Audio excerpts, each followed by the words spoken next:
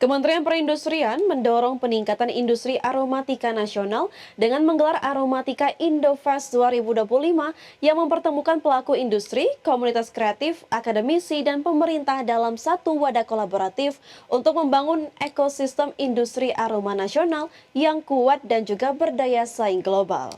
Wakil Menteri Perindustrian Faisal Riza menyebutkan pihaknya berkomitmen meningkatkan potensi industri wewangian berbasis kekayaan hayati dan budaya lokal. Faisal menambahkan industri atsiri Indonesia masih memiliki sejumlah tantangan yang harus diatasi. Beberapa isu yang menjadi perhatian diantaranya keberlanjutan dan standarisasi bahan baku, kurangnya diversifikasi produk hilir, kebutuhan peningkatan kompetensi SDM, serta terbatasnya akses pasar global. Untuk itu, Kemenperin menggulirkan sejumlah program strategis antara lain penyusunan roadmap pengembangan industri atsiri nasional, penyusunan database nasional minyak atsiri, dorongan dan fasilitasi indikasi geografis untuk minyak atsiri Indonesia, penguatan pusat flavor and fragrance di Sumatera Barat dan Bali. Langkah-langkah ini menjadi fondasi dalam membangun industri minyak atsiri yang berdaya saing berkelanjutan dan mendukung pertumbuhan ekonomi nasional. Kebutuhan peningkatan kompetensi sumber daya manusia serta terbatasnya akses ke pasar global. Ke depan, pemerintah akan mendorong pertumbuhan industri minyak atsiri nasional. Beberapa program yang sudah dalam waktu dekat disiapkan adalah penyusunan roadmap, pengembangan industri atsiri nasional, penyusunan database nasional minyak atsiri, indikasi geografis, ini juga sangat penting, penguatan pusat flavor and fragrance di Sumatera Barat dan Bali, kompetisi wewangian daerah, provinsi, kabupaten, kota. Kembali di IDX First Session Closing, pemirsa. Pasar karbon Indonesia mencatat lonjakan signifikan dengan total transaksi menembus 77,95 miliar rupiah hingga akhir Mei 2025.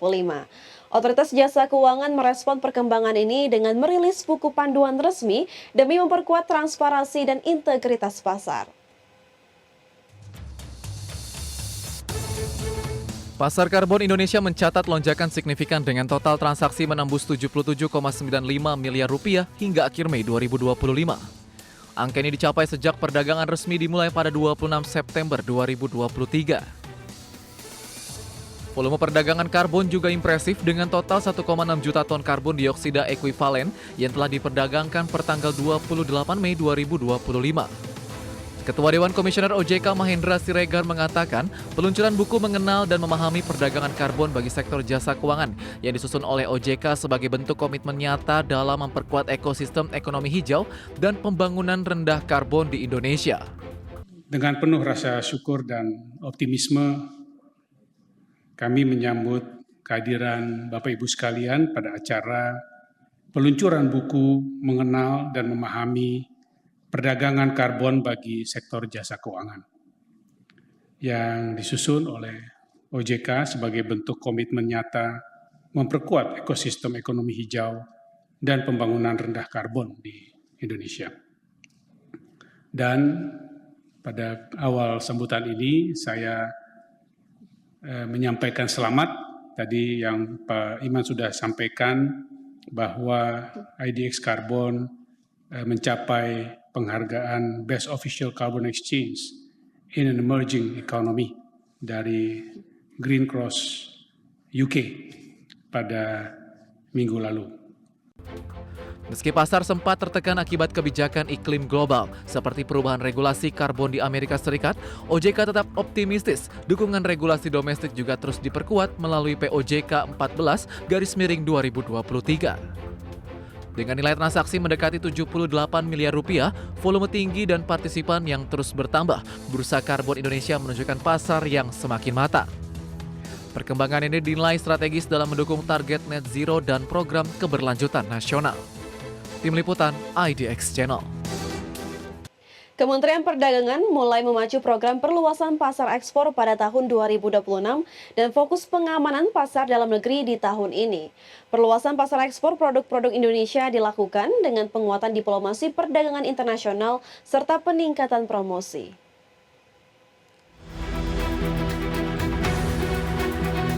Pemerintah melalui Kementerian Perdagangan mulai memacu program perluasan pasar ekspor pada tahun 2026.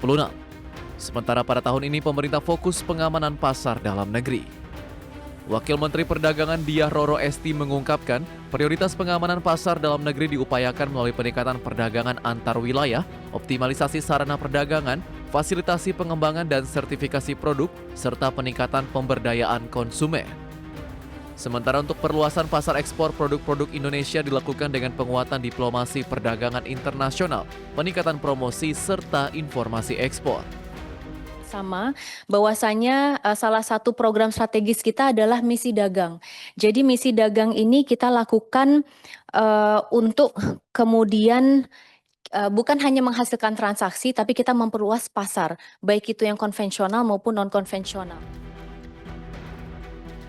Sementara itu, Kementerian Perdagangan mengajukan tambahan anggaran sebesar Rp866,63 miliar untuk menjalankan program-program dan operasional tahun depan, sehingga total anggaran tahun 2026 sebesar Rp1,987 triliun. Tim Liputan IDX Channel.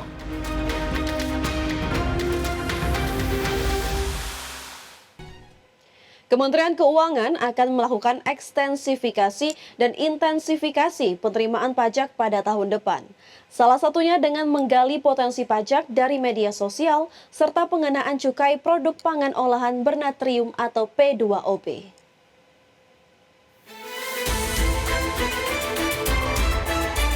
Kementerian Keuangan akan melakukan ekstensifikasi dan intensifikasi penerimaan pajak pada tahun depan, salah satunya dengan menggali potensi pajak dari media sosial. Dalam rapat kerja dengan Komisi 11 DPR RI, Wakil Menteri Keuangan Anggito Abimanyu menyebut potensi penggalian pajak dari medsos termasuk dalam perumusan kebijakan administrasi Kemenkyu pada tahun depan. Selain itu, Kementerian Keuangan juga akan melakukan pengenaan cukai produk pangan olahan bernatrium atau P2OB, penguatan regulasi perpajakan dan PNBP untuk peningkatan penerimaan negara, serta rekomendasi proses bisnis ekspor impor dan logistik. Sekalian mengenai output perumusan kebijakan di segi administrasi, itu pertama penggalian potensi, itu melalui data analitik maupun media sosial, kemudian rekomendasi kepada barang-barang ekspansi barang kena cukai, kemudian penguatan regulasi untuk peningkatan penerimaan negara maupun perbaikan proses bisnis untuk kegiatan ekspor dan impor logistik. Dari sisi ekstensifikasi penerimaan negara, Kemenkyu ingin mengintegrasikan data dan informasi perpajakan dan penerimaan negara, analisis bersama data perpajakan dan penerimaan negara, serta perluasan basis penerimaan untuk mendukung hilirisasi dengan instrumen pihak luar. Jakarta, Tim Liputan IDX Channel.